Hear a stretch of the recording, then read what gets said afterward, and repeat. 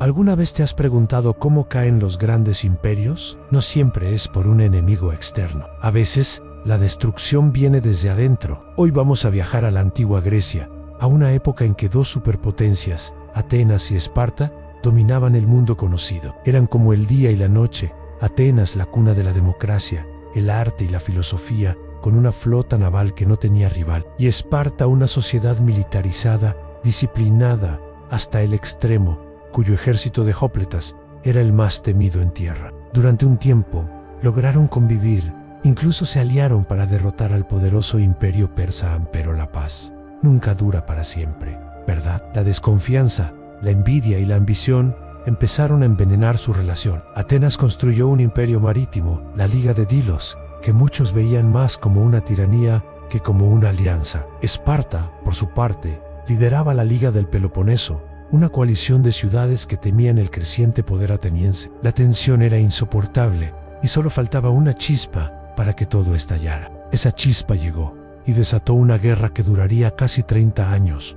Una guerra que no solo decidiría quién mandaba en Grecia, sino que cambiaría la historia de Occidente para siempre. Esta es la historia de la Guerra del Peloponeso. La guerra no empezó de la noche a la mañana. Fue una escalada de provocaciones y conflictos menores. Primero, una disputa entre Corinto, aliada de Esparta, y su colonia Córcira, que pidió ayuda a Atenas. Atenas, viendo una oportunidad estratégica, intervino, lo que enfureció a Corinto y por extensión a Esparta. Luego, Atenas impuso un bloqueo comercial a Mégara, otro aliado espartano, asfixiando su economía. Para Esparta, esto fue la gota que colmó el vaso. Lo veían como una agresión directa y una prueba de que Atenas no se detendría ante nada para expandir su poder.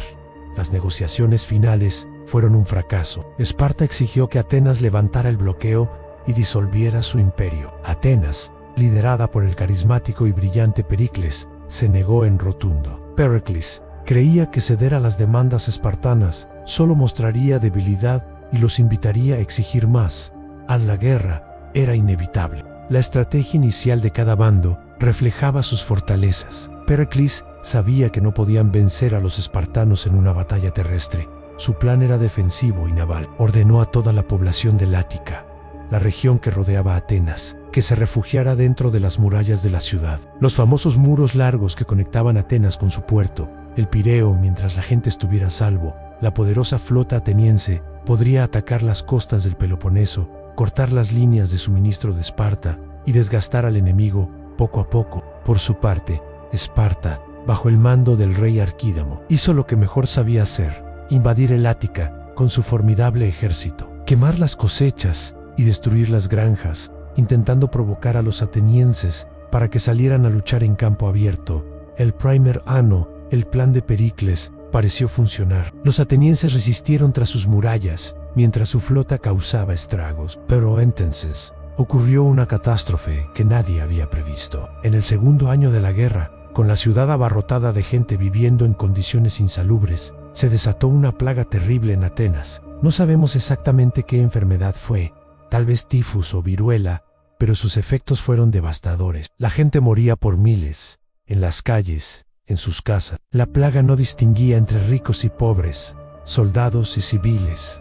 La moral se desplomó. El propio Pericles, el arquitecto de la estrategia ateniense, sucumbió a la enfermedad. Su muerte dejó un vacío de liderazgo inmenso. Atenas quedó en manos de políticos más agresivos y demagogos, como Cleón, que preferían la confrontación directa a la paciente estrategia de desgaste de Pericles. La plaga mató a casi un tercio de la población ateniense, incluyendo a sus mejores soldados y marineros. Fue un golpe del que la ciudad nunca se recuperaría del todo. A pesar de todo, la guerra continuó, más cruel y encarnizada que antes. Tras 10 años de un brutal tira y afloja, ambos bandos estaban agotados. Habían logrado victorias, pero también sufrido derrotas terribles. En el año 421 a.C., firmaron un acuerdo conocido como la Paz de Nicias. Se suponía que iba a durar 50 años y devolvería las cosas a como estaban antes de la guerra, pero fue una paz frágil, construida sobre la desconfianza. Ninguno de los dos bandos cumplió completamente con los términos del tratado. Las tensiones seguían ahí,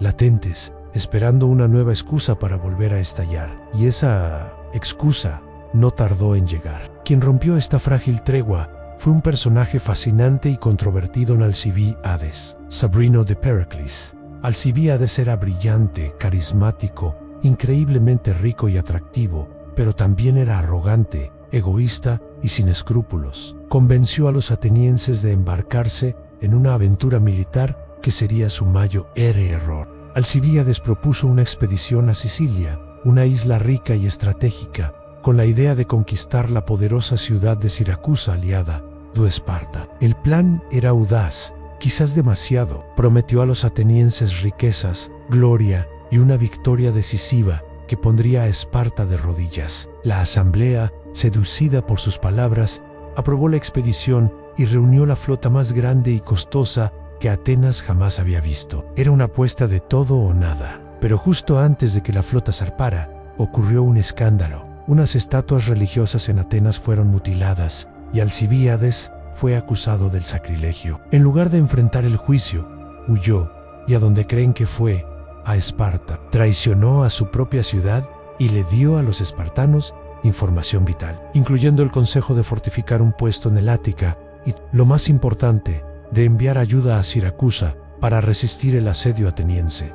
La expedición a Sicilia fue un desastre monumental. Los atenienses, sin el liderazgo de Alcibíades y enfrentándose a una resistencia feroz en Siracusa, ayudada por los espartanos, se vieron atrapados. Sus comandantes tomaron una mala decisión tras otra. Tras meses de asedio fallido, intentaron retirarse, pero ya era demasiado tarde. Su flota fue aniquilada en el puerto de Siracusa y los supervivientes del ejército fueron capturados y condenados a trabajar hasta la muerte en las canteras. De los más de 40.000 hombres que partieron de Atenas, casi ninguno regresó. Fue una catástrofe humana y militar sin precedentes. Atenas perdió a sus mejores hombres, una cantidad enorme de naves y una fortuna en dinero. Su poder naval, su mayor orgullo, quedó hecho trizas. La noticia de la derrota sumió a Atenas en la desesperación. Sus enemigos se envalentonaron y sus aliados comenzaron a abandonarla. La guerra parecía perdida, pero Atenas no se rindió. En un increíble esfuerzo de resiliencia, la ciudad reconstruyó su flota y siguió luchando durante casi una década más. La guerra entró en su fase final, centrada en el mar Egeo. Y aquí es donde entra en juego un nuevo actor en Persia. Sí, el antiguo enemigo de Grecia vio la oportunidad de debilitar a los griegos, financiando a uno de los bandos. Decidieron apoyar a Esparta, dándoles el oro necesario para construir una flota capaz de desafiar a Atenas en el mar. La guerra se convirtió en una lucha de desgaste naval. Atenas, a pesar de su situación desesperada, logró algunas victorias sorprendentes, demostrando su increíble tenacidad. Pero su destino ya estaba sellado. El golpe de gracia llegó en el año 405 a.C., en la batalla de Egospótamos. El general espartano Lisandro, un estratega brillante, sorprendió a la flota ateniense mientras estaba varada en la playa y la destruyó casi por completo. Con su flota aniquilada, Atenas ya no podía proteger sus vitales rutas de grano del mar. Negro en el hambre se apoderó de la ciudad. Lisandro bloqueó el puerto del Pireo y el ejército espartano acampó de nuevo fuera de las murallas. Esta vez no había escapatoria. Tras meses de asedio y hambruna, en el año 404 a.C., Atenas se rindió incondicionalmente. Los términos de la rendición fueron humillantes. Tuvieron que derribar sus muros largos, entregar lo que quedaba de su flota y disolver su imperio. Esparta incluso impuso un gobierno títere, conocido como los 30 tiranos, que desató un breve pero sangriento reinado de terror.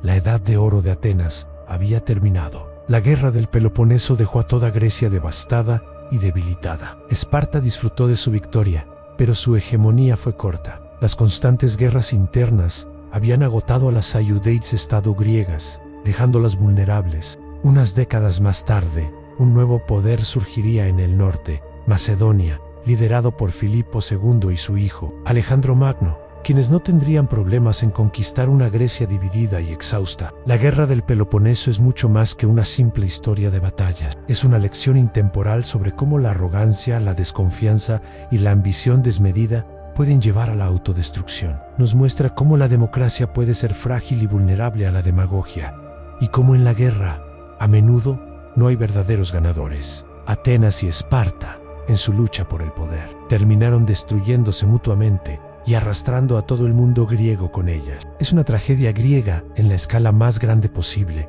un recordatorio de que los mayores imperios pueden caer, no por la fuerza de sus enemigos, sino por sus propias debilidades internas. Gracias por acompañarme en este viaje a la antigua Grecia. Si te ha gustado esta historia y quieres aprender más sobre los grandes conflictos y momentos que han definido nuestro mundo, no olvides suscribirte y activar la campanita para no perderte los próximos videos. Déjame un comentario contándome qué parte de la historia te ha parecido más interesante. Nos vemos en el próximo episodio.